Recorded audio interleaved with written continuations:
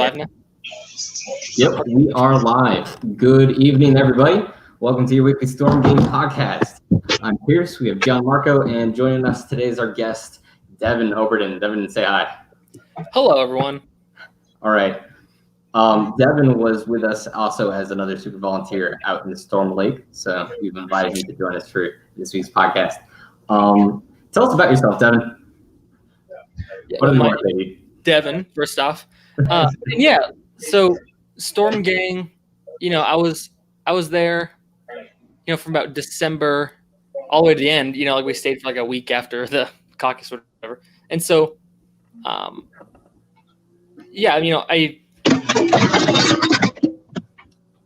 you're good? Yeah. Okay, go. Got super involved with Yang, obviously, over the course of the primary.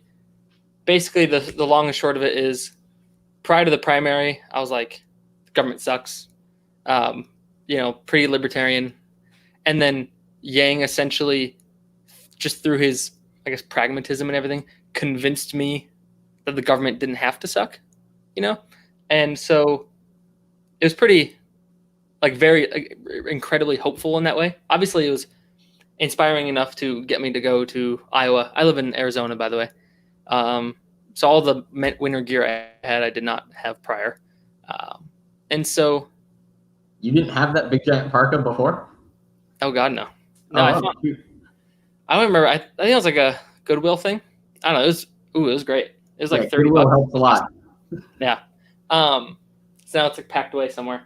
I'm also, I'm like moving right now, so everything's a bit chaotic. Also, so post Iowa, I guess, you all obviously started this thing up. And you've been doing it for how long now? 2 months at least. 2 months, yeah. And so 3 months. When I heard you guys were doing it, I was, and only up until the last, few weeks, basically post Iowa, probably maybe like a month, maybe like post Super Tuesday, and then up until like a month ago, I was not paying attention to politics or current events really at all. I kind of did a pretty strong, what's going on with John Marco? Did a pretty strong 180, and it wasn't necessarily like a post Yang doesn't matter thing. I think I just went back to my life and was sorting everything out, and deleted Twitter. That was a big contributor to that. And so to give you an idea, I heard about George Floyd probably 2 days after it happened. Okay. And then it was probably all that got me, paying attention and everything again, obviously. And so, yeah, just hanging out. Coronavirus is doing its thing. I'm in Arizona, by the way, which is, I think I read an article that it's the worst place in the world per capita. For sure. Fun. Yeah. So yeah, that's about me. Just I got you. So the average person isn't able to just, drop their job or their life or whatever, typically what they have going on, to dedicate a whole 2 months to go knock on doors in Iowa. What was going on in your life and head where you're like, you know what, I can make this work. This is something I'm going to do. Yeah. So I graduated college in May of last year. And I was working at a job, university job throughout my undergraduate, and I continued it. So the summer, I've been in a graduate program. And so I was basically I was doing a graduate program that was already online anyway. And I was working, I do software development stuff. And so I was doing that job. So it's a student job where it's not mandatory 40 hours a week, kind of make your own schedule or whatever. And so it was just super flexible in that way. And thankfully on top of that, my boss for that position is super, if not political, then just super aware of the world and kind of almost from like a philosophical point of view of like what people ought to do, how people ought to be engaged. And so when I brought up to him the idea of like, hey, what if I was gone for 2 months? I was like the lead developer on a project, and so I assumed like he wouldn't say yes, whatever. But he was essentially like, yeah, obviously you need to go. Like, what else are you gonna do? Like, people shouldn't.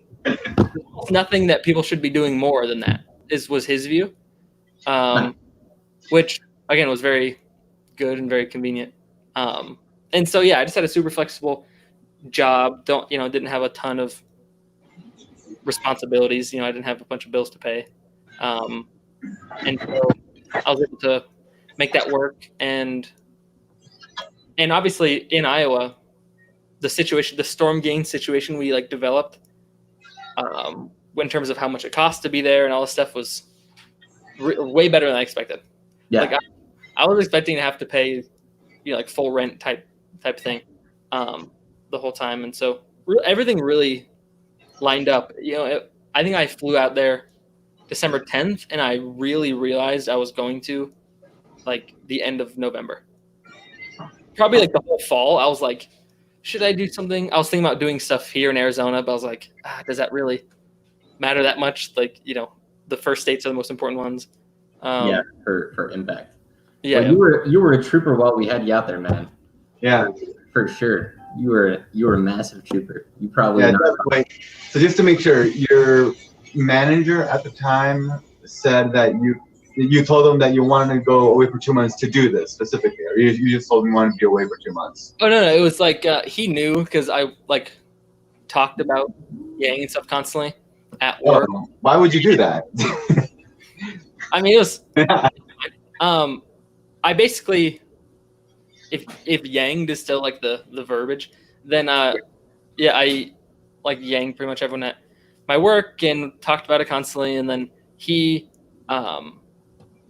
eventually kind of supported Yang. I don't know how he ended up voting like once Arizona came around, obviously, because we know what happened. But I told him, I was like, hey, I've been talking about Yang this whole time, but Iowa's where it's important, and so if this is going to happen at all, it's going to happen there. So I'm going to be gone for 2 months. I thought maybe it would just be a few weeks actually, so I maybe floated that. I was like, it could just be December, but it could also be all of January and some of February. And yeah, he was essentially like, hell yeah, go do that. That's awesome. Okay, cool. Thanks. Yeah. Were you expecting that answer? Like, well, how did you react when he answered that way? It was like super immediately surprising, but then after half a second it wasn't, because like it was surprising from I'm going up to my boss and be like, hey, I'm gonna be gone even though I have like all these responsibilities with the projects I'm doing. But then like thinking about my boss and just how he thinks about stuff, and again how he thinks about what young people should be doing and all this stuff. He's all about it. Like he is super like he like traveled the world and did a bunch of stuff back in the day when he was younger. No. And so he understood that pretty well, I think. That's amazing. Yeah. Do you still work there, dude? Yeah, I'm still like in that same graduate program. So since it's like a student team of developers. So since I'm technically in this graduate program, that's why I've still been working here. I am probably going to be done at the end of the summer. Like, okay, doing this the master's program I was doing was like an entrepreneurship program, and not going to be continuing it. It was one of those things where it's like, this could be worth it because I want to like start my own business and do my own thing. And so I was gonna I was like, well, I'm already working at this job. Let me continue. It's part of the business college anyway, the team I work at. Yeah. And then I just realized that it's probably more worth it to get an actual job, that like a full-time paying job, and then just try to do my own thing anyway. And so yeah, another reason why I've been like keeping up a ton of stuff is that I've been not only packing but job hunting and that whole thing. So yeah. Yeah, dude. Yeah. So you and I have talked about, your entrepreneurship streak, man. What are you leaning towards, chasing first? What do you think you're going to go after, especially if you're ending this summer? Is it something you're going to jump into, right after? No, I'm applying for just like jobs and like right. What I would be. So it's anything from like government jobs I've applied to like startups and other things. And so my goal is to just work somewhere where I can save actual money to get capital. I think that's what people call money when they're doing entrepreneurial stuff, capital. To get capital to eventually try to sustain myself, because I can't, especially with like the amount of money I've been making with my current job, I don't have this like whole savings to sit there and shoot for this entrepreneurial dream or whatever. And so I'm gonna be doing some sort of software job, and then specifically what I want to do is, and I think you and I talked about it a bit, games, like video games stuff, are the thing that I've had the most experience in. Like this job I do now, I do like all VR work, and so it's been like 2 years of doing VR stuff. And so whether it's VR stuff or just more traditional games, that's like a good combination of what I really like and am competent enough at to probably succeed in doing. Besides that, there's like some web development stuff that I like, but I'm not like that good at. I'm like learning that still. So yeah, games. This actually here, this wall of Post-it notes is like different like brainstorm session ideas for games that I might prototype eventually. But yeah, my goal is to fill this wall up, but I think I'm going to be moving before I'm going to be able to do that. So yeah, it's a nice wall so far, though. Can you share what some of them might be? Yeah. So, this one here, it's not necessarily representative of the others, and I don't see how it would be a game, but this is a working title. It's called Homeless Space Marine. Okay. That sounds awesome. Yeah. I have no idea what the gameplay would be like, which is a bad thing for a prototype. Like these other things are way more like gamey. I essentially just want a game that's like a super traditional like sci-fi shooter. Maybe it's first person, maybe it's third person. I don't know, whatever it is, pixely, whatever. And you're shooting all these aliens, and you're just like stomping their heads, and you're like, yeah, normal thing. But then eventually, maybe you get injured in combat. Like for whatever reason, you get sent home. Let's say you get injured, you get sent back to Earth. It's like this super like car society. We're like spacefaring, fighting aliens. But you basically, the rest of the game, you're just playing as this veteran space marine that doesn't get taken care of properly and eventually just becomes homeless. And and then it's just like pretty, I don't know, I guess depressing from then on. I really, well, I just. Is it a survival game? Huh? Is it a survival game? Jesus. Yeah. Again, I don't know what that gameplay would be like in that part, but for some reason I just thought of like the juxtaposition between like military, like future gamey military, with like how veterans currently are taken care of in society now, but with like a bunch of future stuff at the same time. Yeah. Again, it's not the most gamey. All right. Well, I'll tell you, my first thoughts on that were like hobo with a shotgun. All right. And then like Metal Slug. All right. Or like a brawler game. I would probably keep it lighter hearted because, quite frankly, people generally try to play games to like. Exactly. The name is Homeless Space Marine. All right. Mm-hmm. Like you have Space Marine in it, so already it doesn't sound like something that's going to be serious. Yeah, exactly. Just to be honest with you, right? Working title. So. Yeah. But dude, I would play hobo with a shotgun, Metal Slug, where you're stomping aliens because just one day you decide you can't take it anymore. I would play that game. Yeah, easy. Snap. Yeah, sure. I think you can. The thing about prototypes is like this was the initial idea I had, and I wanted, I don't know, I thought it was like interesting from a contrast perspective. But I feel like, yeah, you can still achieve the contrast without, again, it just being depressing. Like it could just be satire, but still enjoyable and not totally insufferable. Yeah, then you wanted to build awareness, which, by the way, I think is awesome. You know, like 22 veterans a day are estimated to commit suicide, right? Yeah. So if you want to build awareness to that actual problem, my hat's off to you, man.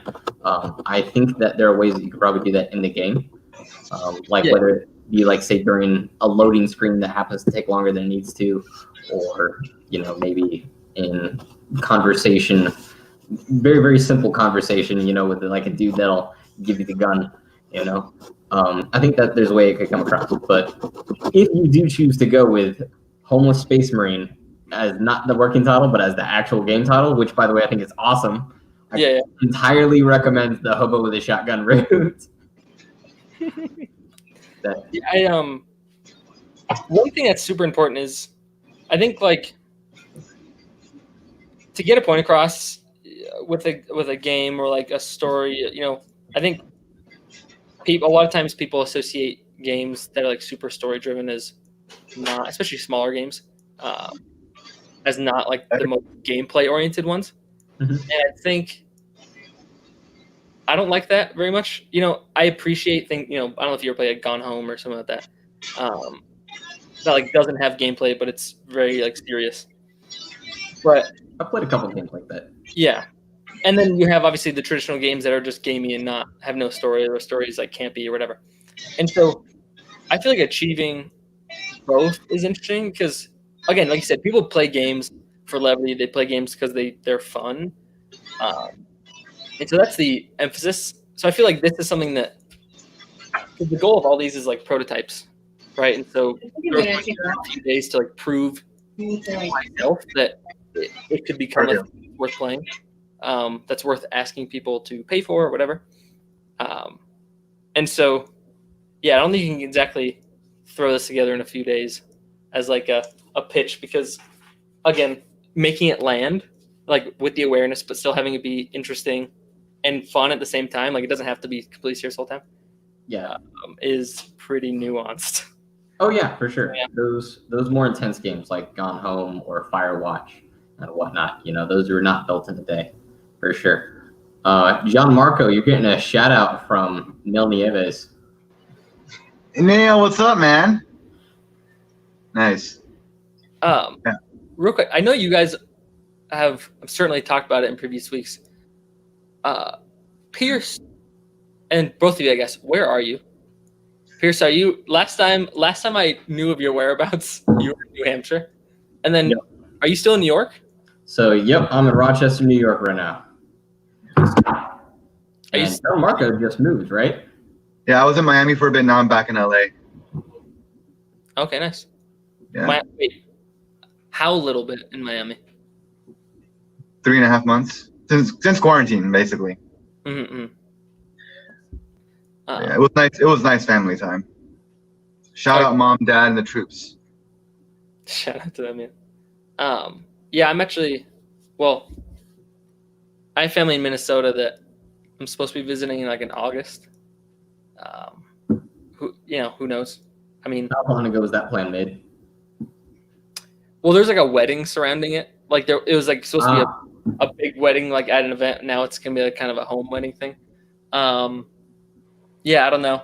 I mean, specifically, the few of us that are coming from Arizona, I don't know, states might not let us in. If we have like Arizona, I don't know how exactly it works, but that has been a thing. It was on the East Coast. It was a thing on the East Coast for a while, right? Like, especially with New York. In terms of, and is that still in place, or not so much? We've in New York State, we still have a bunch of quarantine laws. So New York State as a whole is basically dominated by the city in terms of laws and regulations. They pretty much have a one-size-fits-all policy. So even though I'm further away from New York City than Washington, D.C. is, but I'm in the state of New York. So, you know, basically, if New York City has a problem or a solution, then I will get the same solution and treatment as New York City, which in this case means one of the more stringent lockdowns in the country. Bars just opened for food. That's the caveat. Bars just opened for food. Now they can sell you alcohol as long as you're also getting food. You know, so just like restaurants. And of course, you know, it's like limited seating and they have to be spaced out. It was outdoor dining only for a bit. But like I said, the bars actually just opened. So like now you can actually have indoor dining. Gathering places are still closed. Like, you know, I like to play board games and Magic the Gathering and stuff. Yeah, of course. You know, all those game rooms, as an example, are still closed. Gyms, though, I know a gym related that's not actually a gym thing is opening up this week, like today, actually. Shoot. So it's like an aerial thing, you know, like, you know, the gymnastics where they have like the ribbons and whatnot, and they twirl up and whatnot. Yeah, so it's like this gym spot that actually does that. It doesn't have like weights to like pump up and down. They opened today. I don't actually know if the rest of the gyms opened today or not. I don't know. I don't know if they're in the same bracket or not. But it's been very slow to reopen as a whole. And basically, Governor Cuomo has said these numbers aren't good. It's going to go back to worse. He's basically been threatening, and I mean he did it last time, so he'll probably do it again. New York public schools, I think, are planning to have between 1 and 3 days a week open, which makes no sense to me. I see literally no reason to do that. That you're exposing people to affect the same risk as 5 days a week, in my opinion. Because you're still seeing the same exact people, right? It's not just how often you get outside the house, it's how many people are you in contact with, right? That's the whole point of quarantine, really, to reduce the number of people that you're in contact with. So if you're still going to school with the same people, I don't see the point in reducing that from 5 days a week to 3 days a week. That sounds like it's going to be a cumbersome thing for parents to deal with. That's for the people who, let's say they do Tuesday through Thursday. Those are the people who wouldn't be infecting anyone on the Thursday, but they would on the Friday, but then they wouldn't be infecting anyone on the next Tuesday. You know those people in that like 4-day window? Oh, the staggered ones? Yeah, the one where coronavirus, just the entire infection rate of that, from that person is like just a 4-day window, and then they're totally fine. It's for those groups. I just can't believe that anyone ever considered like anywhere where alcohol is served would be one of the first things to go back up. Like that automatically just invites an environment where you're going to forget very basic social health rules around you for like a limited time. It just that went south so fast. Well, as far as the bars in New York go, you know, they're not like they're open. You know, like I said, you have to be ordering food. You know, like they're basically restaurants first, bars second. I've personally, so I was like super paying attention to coronavirus early on, and like the government response, and then the stimulus check thing happened, and then I assumed and I kind of figured that they wouldn't be doing anything else, which they haven't yet. So I kind of stopped paying attention at the same time. Again, I just like read today that Arizona is like the worst place in the world per capita. It doesn't surprise me. It kind of, I mean, I assume some places will be worse, but Ducey has been so like cartoonishly inconsistent. Or like, I think in late May he was like, "Yeah, I want people to go retail shopping, and I want people to go, you know, take their friend out to dinner and blah blah blah," which I guess a lot of states did, but he just signed off on it. And then I think even now when he closed things up, there's just like he closed gyms again and bars and stuff. I think gyms are just explicitly not like they're just disobeying that now. Like the candor and of the people like Ducey and the people in Arizona just wholly convinced people that like there's not like coronavirus isn't a problem anymore. Like we were pretty locked down for the 2 months or whatever, and then totally not. So you can't like reconvince everyone that it's not fine when the government, who's like the authority, who like people assume that they know what they're talking about, they said it's fine or they didn't require masks. So they just don't. And obviously here I live like right near, I'm down in Tucson, like right near the U of A, and they're like hoping that they'll be able to reopen, but they're dealing with that, and I think they're kind of like hopeful thinking, and there's like a furlough, and they're trying to like sort it out of hybrid courses, and yeah, it's a mess. And so, especially since I work with people who are involved in that, like on the committees that are supposed to be dealing with the reopening. I think people are sick of it, obviously, of like being inside, whatever. I've grown pretty acclimated to it. You know, I'm like, I just work out at home. You know, I think there's like whole weeks where I just haven't gone outside once, maybe like to take out trash. It was like the whole thing, especially when Italy, where it was a problem. You know, they were talking about how like everyone's walking their dog and stuff all of a sudden when they weren't doing that before, just because they want to go outside. I don't know. Balcony parties of the videos of the balcony people. That was so dope. No, I didn't see that. No. Oh, you talking about the singing? Oh, yeah. Yeah. Did you guys see? I don't know why I thought of this just now. Did you guys see?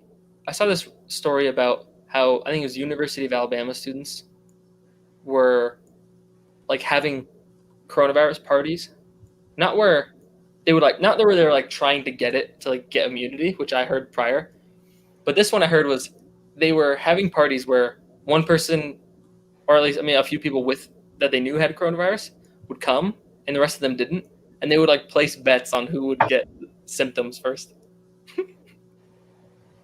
Oh, so good.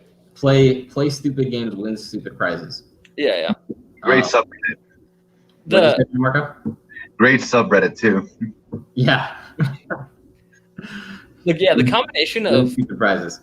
The combination of like the government, or a lot of state governments at least, acting like it's fine, plus young people not being that afflicted, or at least, you know, there's cases where that's not the case. But yeah, the overwhelming statistical majority of young people are.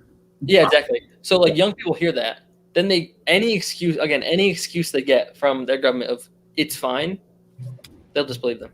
You know, like Victoria and I essentially, you know, we're still like the people, like we still like mask up constantly and wipe stuff down, blah blah blah. And I was talking to like a friend of mine, and she was like, "Oh, I think I've worn a mask like out 2 times in this entire time." Like she's like in that group that's not concerned about it at all. And there's just a lot of those people. So I don't know. I mean, me myself, I kind of chafed at the idea of wearing a mask at first. But that was just because I felt like people were fear-mongering and overreacting in a term of like how deadly it's going to be to the coronavirus. Not because wearing a mask is actually a bad idea. Like wearing a mask is hands down a great idea, even if you're not in the afflicted or dangerous, I should say, that risk, you know, segment. Or whatever. You know, just because it's going to reduce transmission, which generally speaking, that's what you want. Who would have thought? Right now, we've really basically just screwed the pooch on what we've done already so far. We have 3 million cases in the United States. That's cases, all right? Let alone how many that we're not aware of, right? Mm-hmm. So with 3 million cases, containment is beyond gone and beyond no longer an option, all right? Like anybody that thinks that containment can somehow become something on the table is delusional, right? So because we've kind of screwed ourselves into this situation, because we waited until March before we finally started doing things and changing our behavior, when really what we needed to do was this in December and January. And never mind. Because we reacted too late, we're now at a situation of where, okay, well, we need to face facts of like how to best go forward, right? It is kind of difficult to say, okay, I know we've been saying, hey, things need to be locked down, but we actually didn't lock down enough. So now we need to actually like open things up anyway, because the half-assed, foot in each side is actually doing us the worst. Like I saw this image that I'm gonna share with the screen, basically comparing the coronavirus to like an iceberg, right? So I think that's a good way to look at it. Like on the top, you see the actual deaths and the confinement and people getting in, just sick for a little bit. But underneath, you have massive unemployment. You have domestic abuse skyrocketing from people that are being trapped in domestic abuse situations. You have suicides absolutely skyrocketing as well. You have education being compromised. The entire supply chain is being compromised. The United States is one of the largest food exporters in the world, and now some places in the world, because of that impact to the supply chain, they're starting to now have food shortages. Lebanon is an example. So like now you basically wonder, okay, so since we've screwed the pooch, what's the best way going forward, right? Like holistically, like big picture mind, right? Especially considering that only a smaller segment of the population is considered to be particularly at risk to this.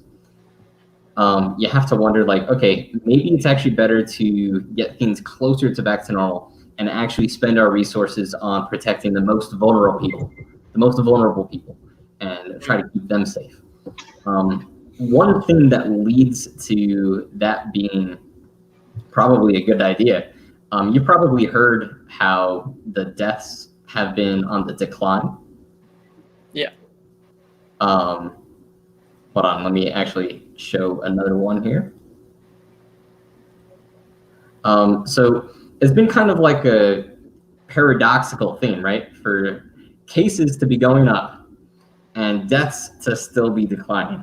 So at first glance, deaths are a lagging indicator, all right? So when cases are going up, like your deaths aren't going to be overnight because the disease doesn't kill you overnight, right? Yeah, exactly.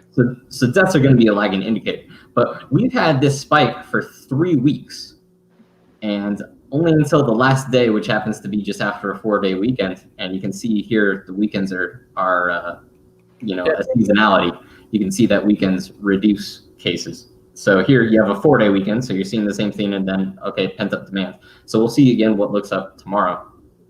And I do think like it is to a degree lagging indicator, but lagging indicator alone doesn't explain this delta. Just it doesn't. After 3 weeks, if you're an at-risk person, it doesn't usually take the disease 3 weeks to kill you, right? Look at that first spike. Here's my proof. It doesn't take 3 weeks to kill you, right? So the delta between the lagging indicator gap and just the fact that people aren't dying as much despite cases skyrocketing, that's actually really, really, really good news. It's actually what we want. Since we're in the screw pooch of containment's no longer an option, like that's actually what we want, to see that delta increase. And my logic is that a lot of the deaths in particular happen to be going through nursing homes, which are kind of like incubators for the virus, right? Just hitting the worst hit people, right? I'm just a dumb guy here, all right? But my dumb guy looking for answers without actually knowing all the facts thinks that it makes sense considering the proportional amount of deaths from nursing homes, because it was like over half, dude. It was crazy. The nursing homes have basically already had it run through systems, and or they've already instituted the safeguards that they need to like prevent new outbreaks from happening, right? Because it's serious for them. And that's actually like great news. If this continues, which I don't know if it will. I mean, we have all expectation of that still increasing somewhat because just of the overall case increase. But if that continues, like it's tough to say, hey guys, look at the bright side. Less people died than we were afraid of. But like, that is at least a reason to be relatively optimistic. And I think we should actually be legitimately considering how to best continue actually reopening the economy, considering the other costs of the economy. And I know that's a controversial opinion. If you have opinions that disagree, I'm not like, this is not a hill I'm going to die on necessarily. I'm more happy to hear your guys' thoughts on it. Well, I think one thing that's caused that opinion to be controversial is that the people who do the most arguing for reopening aren't using all that reasoning. Yeah, I know. Trust me, I know. Yeah. Like they just want to do stuff, whatever. And so it's easy to chalk if most of the people who are making the argument are people who just want to go and do, shop or do whatever, or they're arguing from a position of ignorance, right? Like I'm asserting that they're correct, but if the reasons that they provide are wrong, right? They're arguing from a position of ignorance. And so then that opinion just becomes associated with like just people who are selfish or right. Politicians who are concerned about their constituents, voting for them on the economy, or all the people who ran on the economy, right? Like, Trump and everything, just talking about how it's fine and literally not. Yeah. Bringing it up and so, yeah, that doesn't help anything. I feel that way. Maybe because I'm,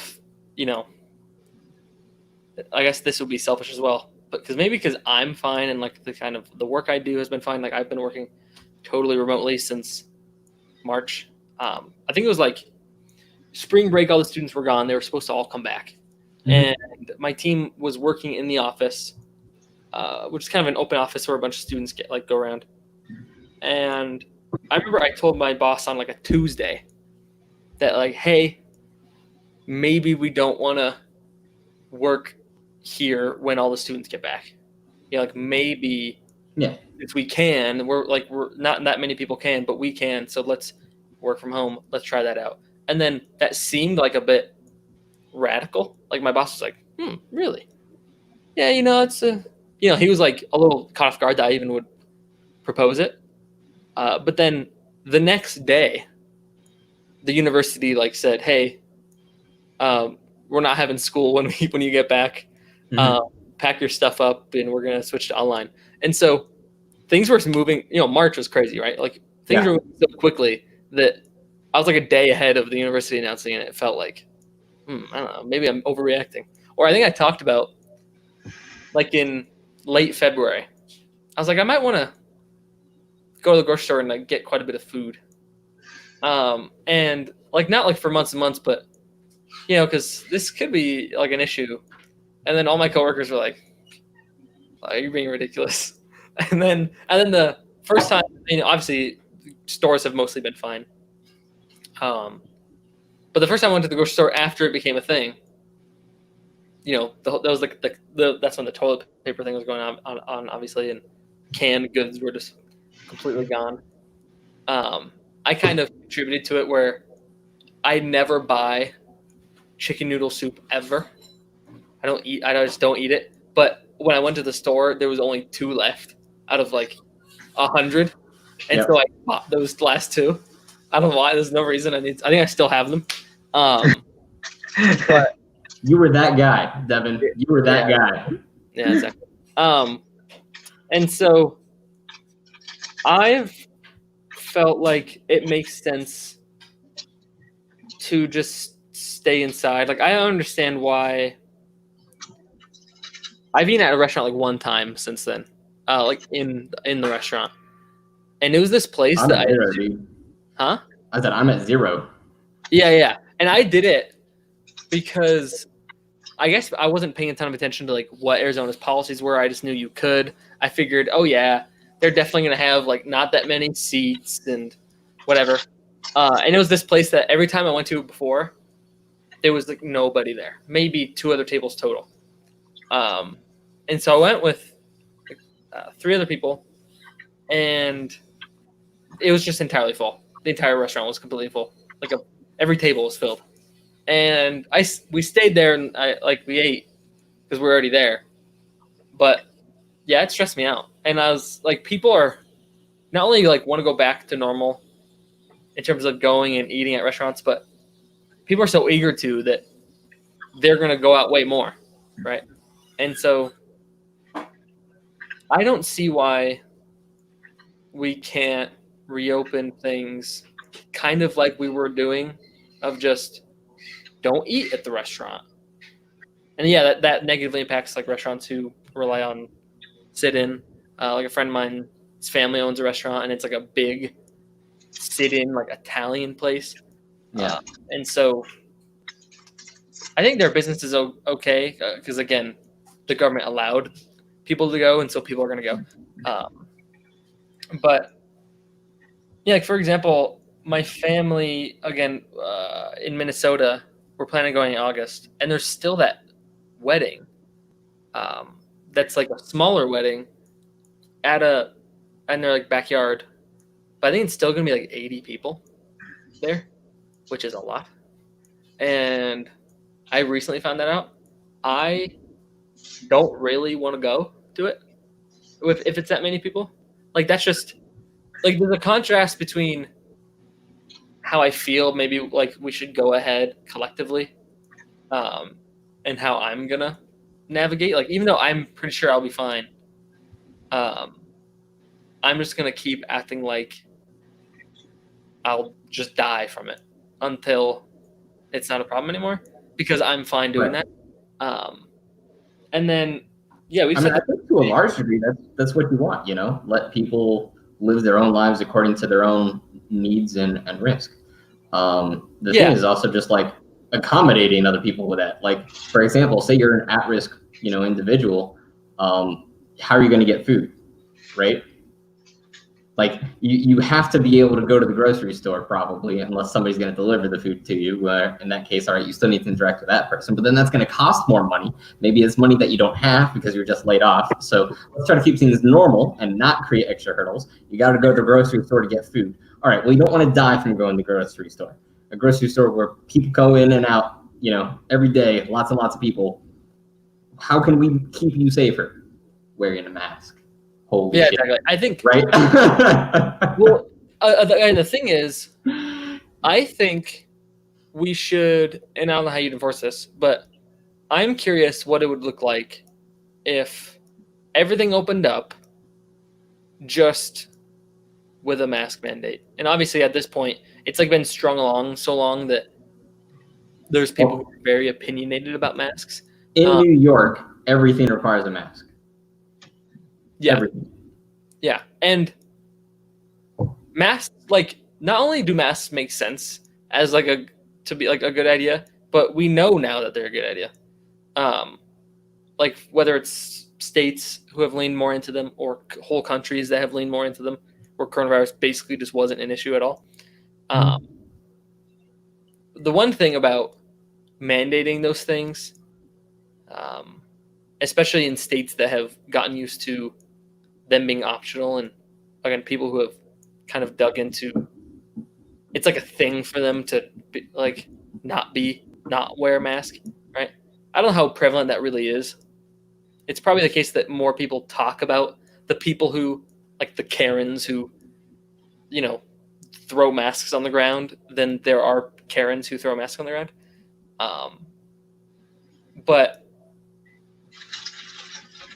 people tied up with like the freedom to not wear a mask kind of thing. Trying to, like, this is a situation that requires a kind of a collectivist mentality. To a large degree, absolutely, yeah. And we aren't really big fans of that in this country. So it depends on what, in all honesty. So Americans are for sure individualistic, but if you just happen to have the right leadership with the right message, we become very collectivist. Yes, that's true. Yeah. Look at Ronald Reagan. Look at Franklin Delano Roosevelt. Those two were opposites politically, and they both managed to rally entire countries behind them, right? Mhm. So if you have good leadership, a good message, and a foreign threat, I would count coronavirus as a foreign threat. I don't necessarily mean the fact that it came from China. I mean, like, it's not, like, it's literally foreign antibodies, right? Yeah. So, and you have a foreign threat, you have a golden opportunity for the United States to become, collectivist, as you said. Golden opportunity. We've done it before. It's what we like to do. And it was kind of initially that way. Like, everyone was kind of into masks and staying home, like, initially. But then again, it went on for so long, and like you said, a lot of places probably didn't do it enough. But so now you've had so much back and forth, like with Ducey, who was like, no, I want you guys to go out, and then now is shutting everything down again. That consistency has just caused enough time for that window, for that unity to not happen. And you can't like make that happen now, like you were saying before. Yeah, well, it's also gotten politicized because Trump decides to make everything about himself. And unfortunately, he's got a legion of people that are, peddling his brainwashed masses to follow exactly what he thinks. It's unfortunate. This reminds me. It has been a while, since the primary and everything, and I haven't talked to you guys about it specifically. Where are you guys at on Biden? Because I think I've seen some data that's saying that, like, especially in battleground states, like 89% of people or more that supported Sanders are supporting Biden, and then only 4% of them are going to Trump, when it was 12% for Clinton last time. And so even though, I was part of and surrounded by people who, like, were just could not stand Biden and just were shitting on him for 9 months. But it does seem like, especially now, like, I was of the mind that I was like, oh, there's no way Biden's beating Trump. There's no way. Before coronavirus, that's what I thought. But, exactly. Now this happened. Yeah. It's so funny. I almost feel like now that, like, Biden's just, his strategy of, like, literally not doing anything and not exciting anyone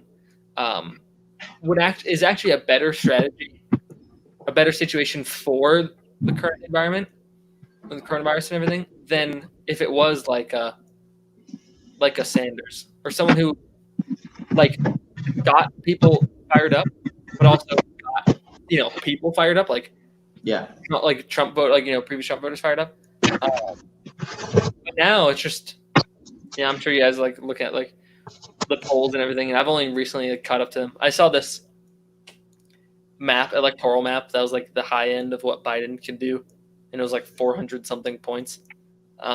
Like, they had him taking, light blue, but they projected that he could win Arizona and Texas and Florida and Ohio and Michigan and Pennsylvania and Georgia and, like, North Carolina, like, swing states, but also states that Democrats just don't win.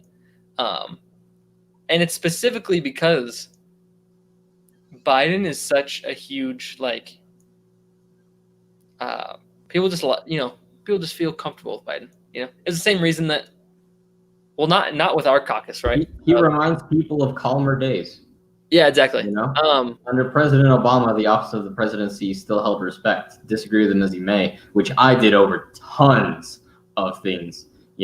He still had respect as under the office of the presidency, right? And Biden was part of that office.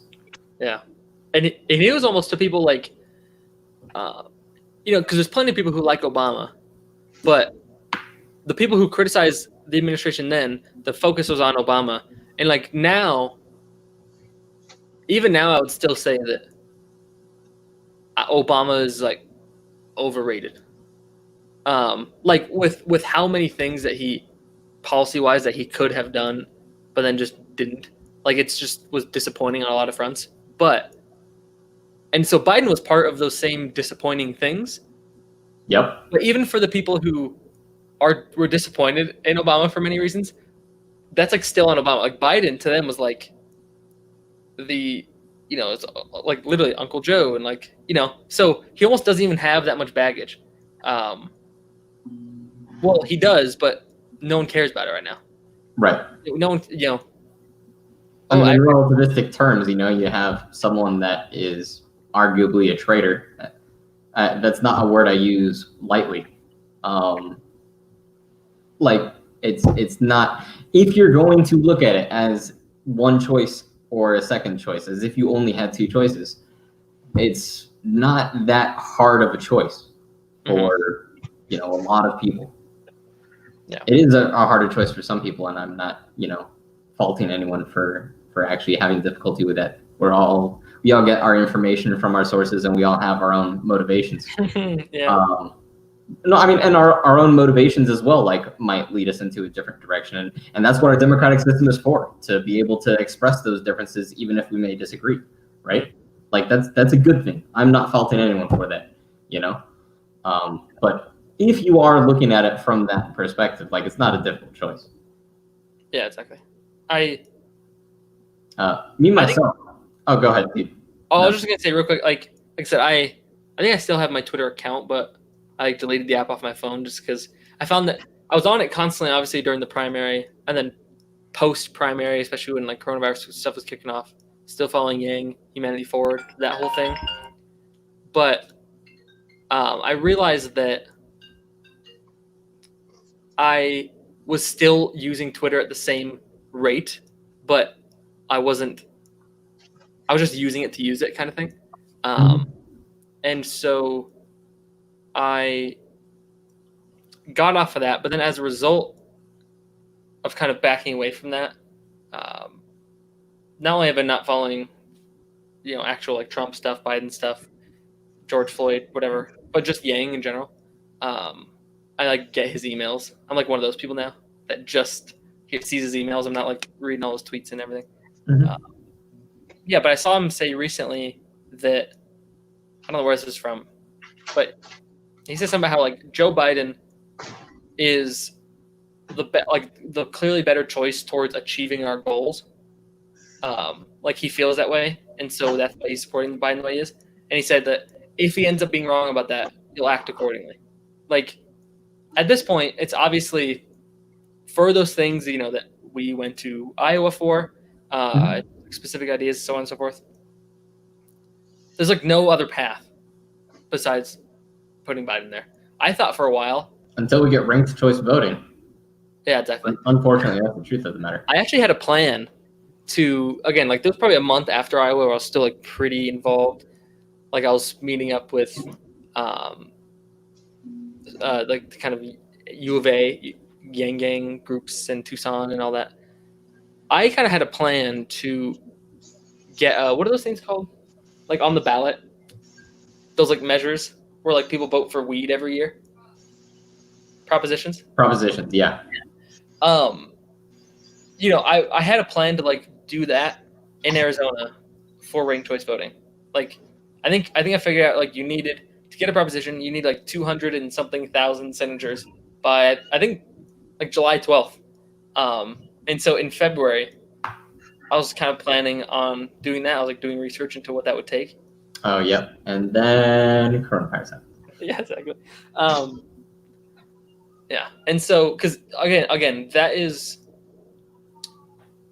I still am like I haven't been super active, and maybe I should be. Like maybe I should still be making calls for, UBI candidates and all this stuff, right?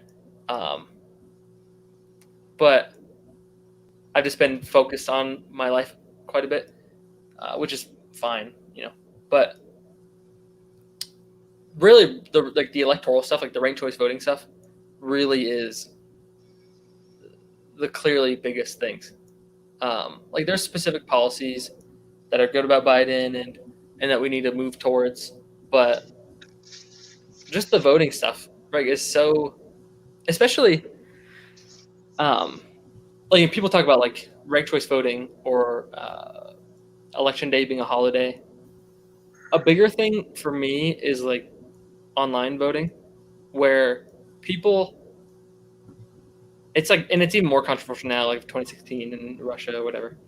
People are pretty fairly convinced, like the layperson really does not like that idea. So I have no hope that it's going to happen anytime soon, right? I don't really get what the problem is.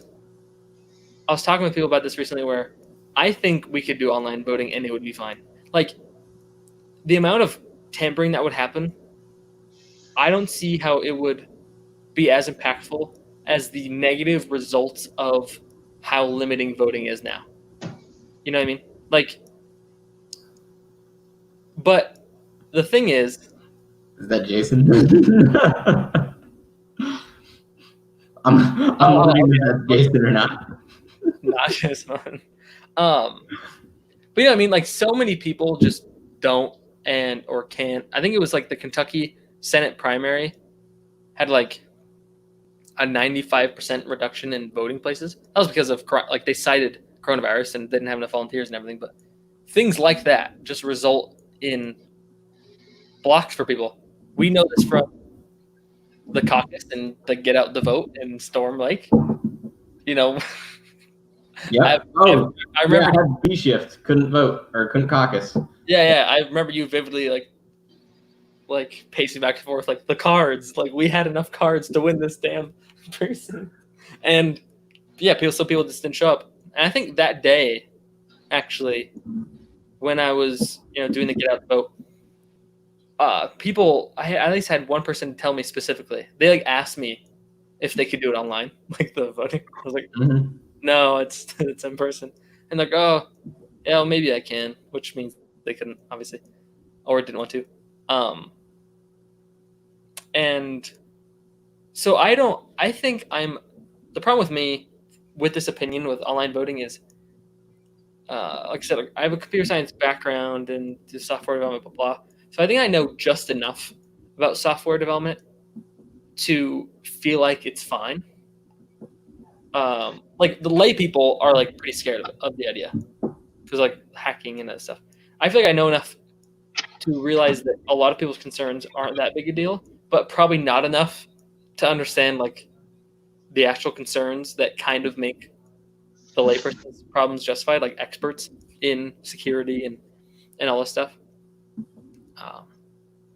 But I don't know. And another thing is the process. There's the process right now. The process to get things like ranked choice voting on the ballot and so on and so forth is with all those signatures.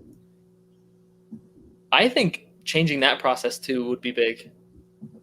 Like changing the process by which we get things that we could change the process. It's such like, we saw that with,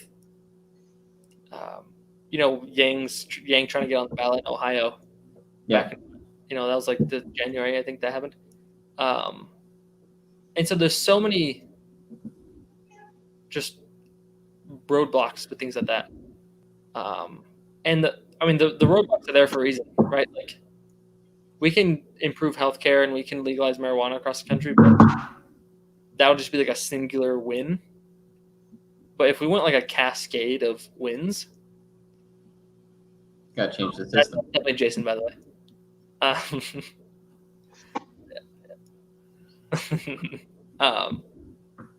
Yeah. If we want a cascade of wins, like the electoral stuff is just obviously the case. But again, a lot of the energy on that is also on like the electoral college and getting rid of that, which is pretty like it's not that impactful. Yeah, I was about to say the electoral college is relatively a minor thing. Yeah, but it's been such an inflammatory thing like these last few cycles that a lot of energy is going to that. And I don't know. Yeah. No, I agree with you, man. The biggest, one policy alone implemented would not be nearly as big of an impact as just actually changing how the system works. Implementing ranked choice voting being a huge one among them. Also different forms of remote voting. I have mixed opinions on that. So, I've worked in security. Yeah, exactly. I can think of several risks for why, digital voting is a bad idea. But that's not to say that it can't be done, and it's not to say that the benefits don't outweigh those risks. But I do think that it's worth having a discussion to properly evaluate those risks, and also a proper determination of the evaluation would recognize that evaluation could change. All right, and that'd be an important part of it. Say it's like, okay, yes, with this technology we can do digital voting this election. You might have to also have in there the conclusion of, or the way out to basically be like, we can't do it next year. Technological breakthrough, we discovered this attack, whatever the possibility is, right? And at the moment, I have no faith in our government to be able to wheel back, like to actually plan for a continual review. Because the way that the security landscape changes so quickly, that would have to be built in. It really would. It would have to be built in that basically each election has to be independently evaluated. If it's not, then that's just being irresponsible. And it's not a matter of if you're going to get compromised, it's a matter of when you're going to get compromised. Yeah. And that's such a far cry from, like, I actually didn't know for a long time that voting machines were a thing. Like, where I've voted has just been paper ballots in the booth. But, you hear all these stories about those machines, and a lot of those machines are like super old and they're super, so the one level of like digital voting the government has is, it almost makes people, it's so bad that it makes people like point to it and be like, see, like any digital voting is bad because these machines from the early 2000s like don't register fingerprints right, kind of thing. And so you'd have to constantly update it, which is again is a commitment that not only would have to be made by the people at the time, but like uphold that it would consistently be that way, which is a problem, and I don't really see it happening. We see that with isn't Trump like? Aren't we getting out of WHO? Aren't we getting out of what? Like World Health Organization. That just happened. Like that just happened, and Biden's definitely gonna go back into it. So like from that, like from the outside perspective, it's just same country just doing random shit. Just under new management. Yeah, like, and that's like obvious. And so why the problem with anything like, oh, we need to bake in, I guess it depends on what baked in means in terms of like the continual review of the technology. I think Ian kind of touched on this with different thing, obviously, but his climate change thing, where he talked about it basically being an amendment that would hold future groups, future administrations accountable. Yeah. So I actually hadn't heard about us pulling out of the World Health Organization. So it hasn't happened yet, but he just like said it. Probably just said it. Right? Yeah. So Trump's saying something. Who even knows whether that actually means something these days?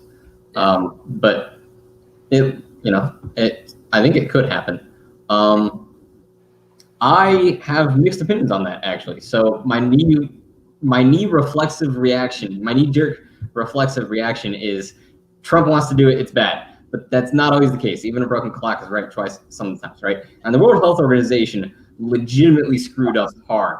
Like, I'm not ready to give you that rant right now, but you can find it online. Oh yeah, no. There are so many points of failures that they dicked us over on hard. So like I think it's certainly worthwhile to be having the conversation of whether we want to reform WHO or just ignore WHO or leave WHO. I actually do think that is a valuable topic to be having. What you said about like we got this guy Trump talking about pulling out of the WHO is not a mistake. They greatly mismanaged COVID and skewed data to the CCP benefit. You're absolutely right, man. 100%. You're absolutely right.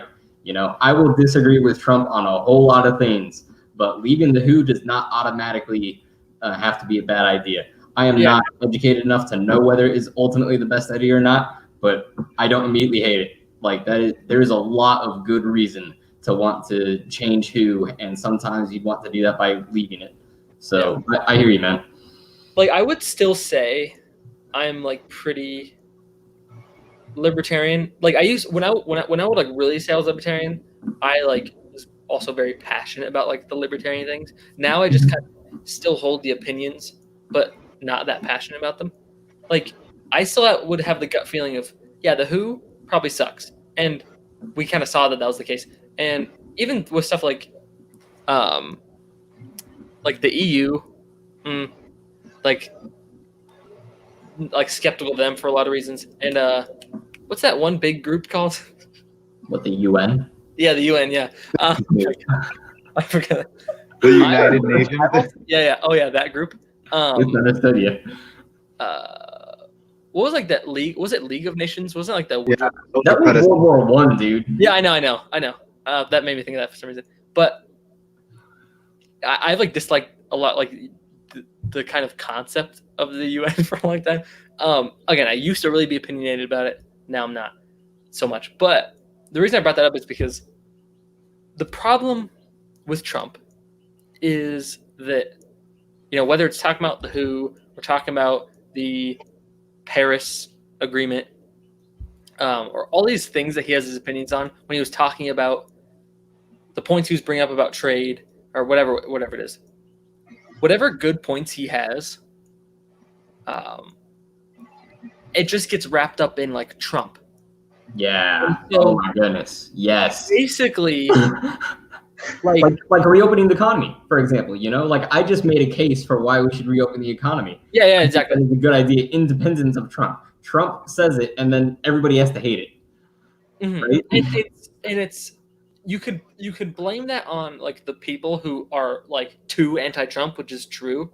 Like, that's not a good kind of habit to fall into, especially like collectively when millions and millions of people do it. But Trump, it's not random that people have come to the conclusion to hate everything Trump says, because how Trump is, like, he's not doing favors to a lot of those things. And so now there's a lot of like policies of his, or at least not such policies, but like things that he talked about, especially in the 2016 election, that were good on their, like, on the face of it, but now just get associated with him, and now people probably won't touch.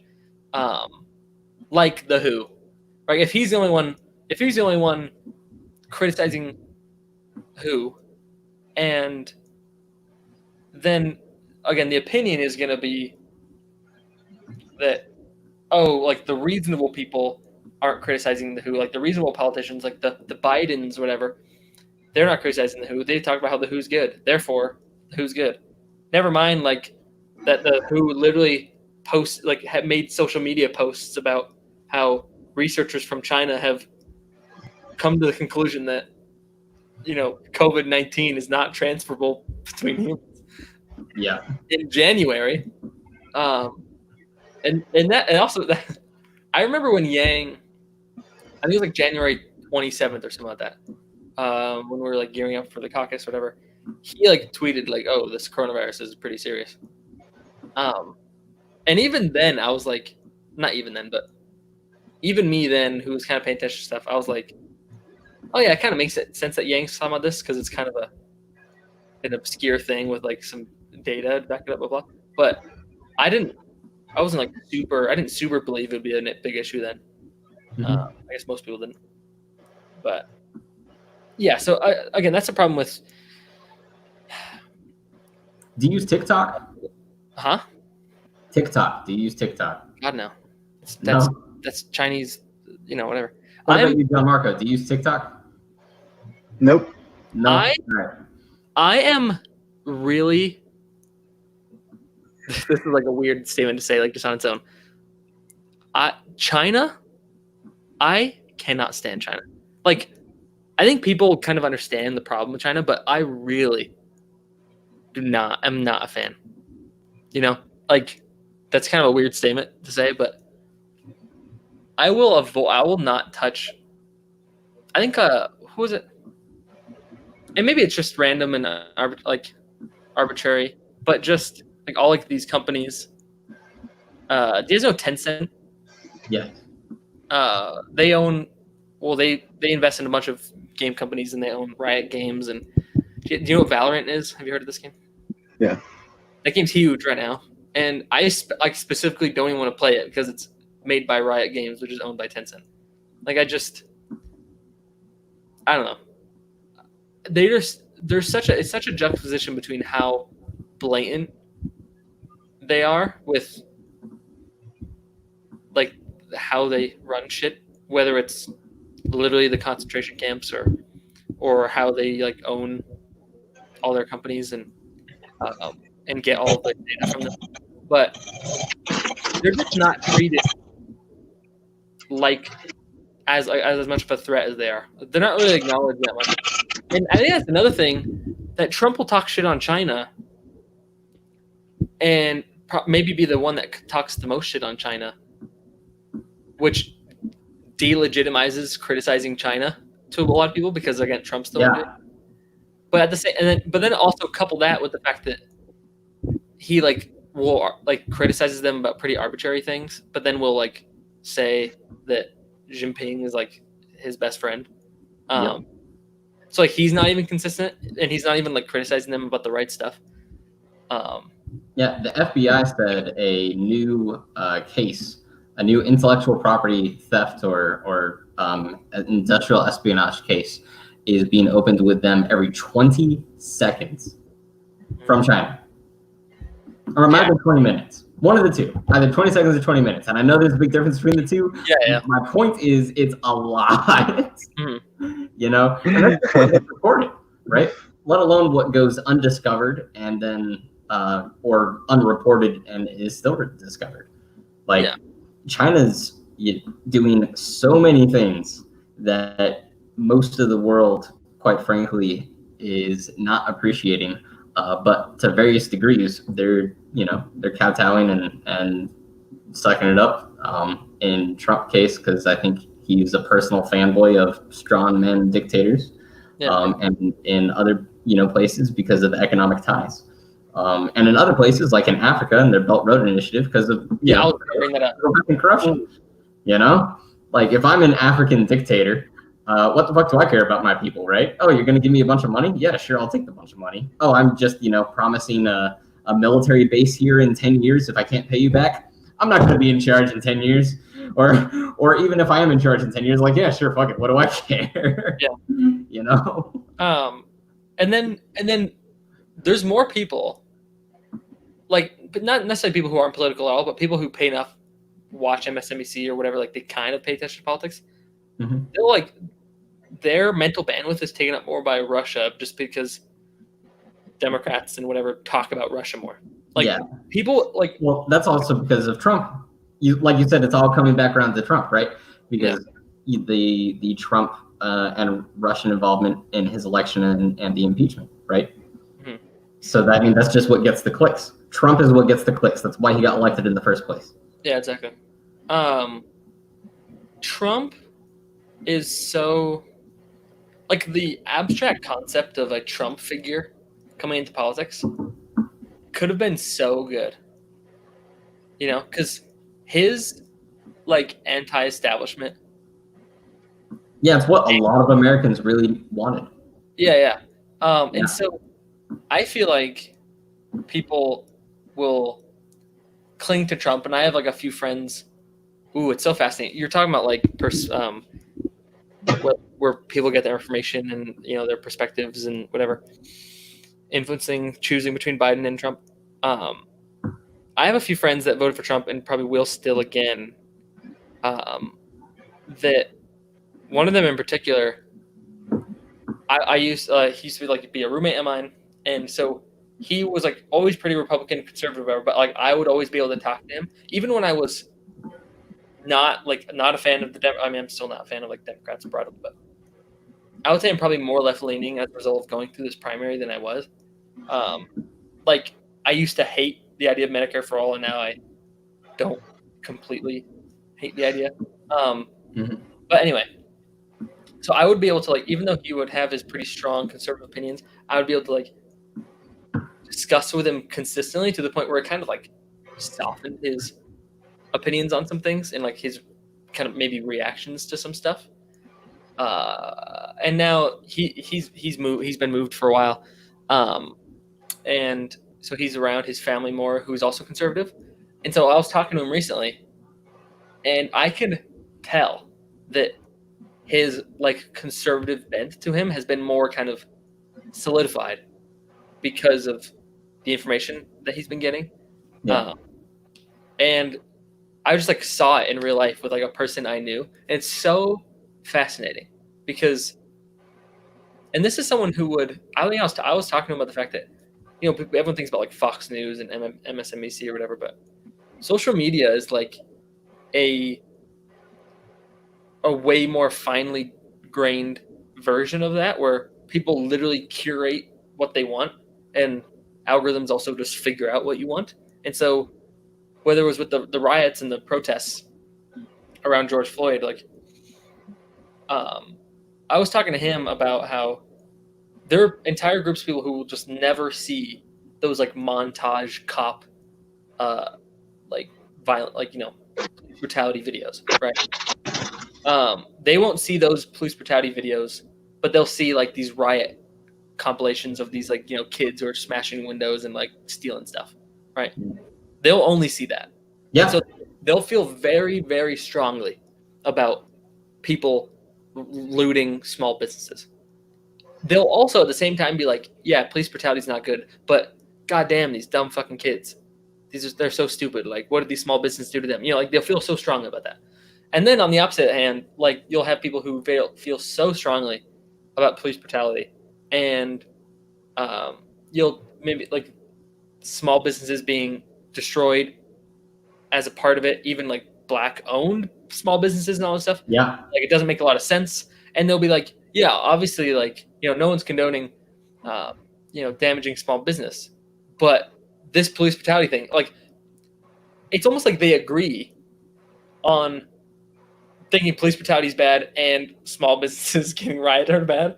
But if you put these two people who have been fed these things in a conversation together, it'll look like they don't agree with each other. Yeah. And they'll think that they don't agree with each other. Yeah, you're absolutely right, honestly. Yeah.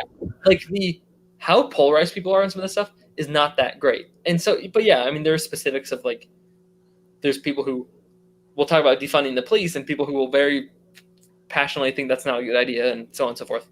And then you get actual disagreements, but like the immediate like gut reactions people have really are what determines like whether that you're pinned as like a conservative or a liberal, and even though those views are pretty much the same. And so why did I bring that up? I'm kind of ranting at this point, but we were talking about how it all comes circle about Trump, and Trump is, you know, the divider in chief, and how it's about different perspectives and how you get your information from a certain points of view. Yeah, that was the process. Yeah, and so like this, we're back to Trump. Mm-hmm. And so this friend of mine, again, it's like had like conservative, has like his family, like I think family watches Fox News a lot, and so like he catches that a lot. And his social media is again probably geared towards showing him the things that will like fire him up, so that he stays on social media, right? And so I had this conversation with him about that fact that people don't differ that much, or they're getting fed these very specific things. And he was like, "Oh yeah, that's like totally a problem." You know, like most people might not even be thinking about that dynamic, but I had a conversation about that dynamic and he like understood it. Yet he still obviously falls into that dynamic, like to where he was surrounded by specific information for a while. And I had a conversation with him about something. I think I was talking about, you know, we were talking about Biden and Trump, whatever. And he was like, "Oh, dude, Biden, seriously?" You know, and like he was like very passionate about like some specific things. And so even people who are self-aware about this dynamic or whatever, it's still like so easy to fall into. And there's no doubt that like at this point now, like kind of surrounded the people, like coworkers and people friends with are pretty left-leaning, and so I definitely have softened on some things as a result of that. And like occasionally I see some social media stuff. Obviously, like I saw those police brutality compilation videos, felt quite strong, felt quite strongly about them. In my head, like it makes sense to feel strongly about them, but I think that's how it starts, right? Like, Yeah. you just feel totally justified in your passion about something, and then it just kind of goes down a rabbit hole. Yeah. All right. Dude, it's been awesome to have you on the podcast and to talk with you again, man. It's been too long. Yeah, man. We're gonna wrap it up now. Been a bit longer than normal. But dude, thank you for joining us. Gianmarco, you got any closing words for us? Yeah, John Margaret just kind of hanging out there. Oh, this has been fantastic, man. Devin, I missed you dearly. But yeah, everyone, make sure you drink your water. We're all hydro homies at the end of the day. 8 glasses a day keeps your sanity at bay. I've actually been like out of water this entire time, and I didn't want to get up, and so I appreciate the reminder. All right, hide your homies. Yeah, Great. yeah. Thank you both. Yeah, I gotta start tuning in more. Appreciate that. I'll pop it and I'll pop in whenever, if you want. Like I think for me, Team player. Team player. Shout out. yeah. I don't know who that was, but team player. It's Victoria. Oh, you're right. Yeah. Yeah, you guys were here. Like you guys were here when Victoria was in Iowa. Yeah. Right? Yeah, I remember Victoria. She actually Awesome food. has a Yank shirt on right now. I packed all mine up, but oh yeah, nice. See Mandy first. I went through all my stuff. I have like 7 Yang hats, 7 math hats. Yeah. I went to McDonald's the other day and I had so many hats and shirts. I'm just like, I have like pretty sick hat and hats. I have like my signed one. I don't even like.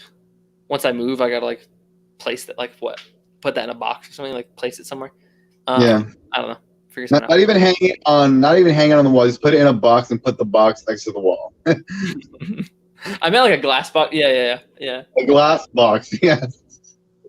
But yeah, whenever I think I kept like it kept coming around like Wednesdays or whatever, right? And I would kept thinking like, oh yeah, I need to reach out to them about maybe popping on and doing this.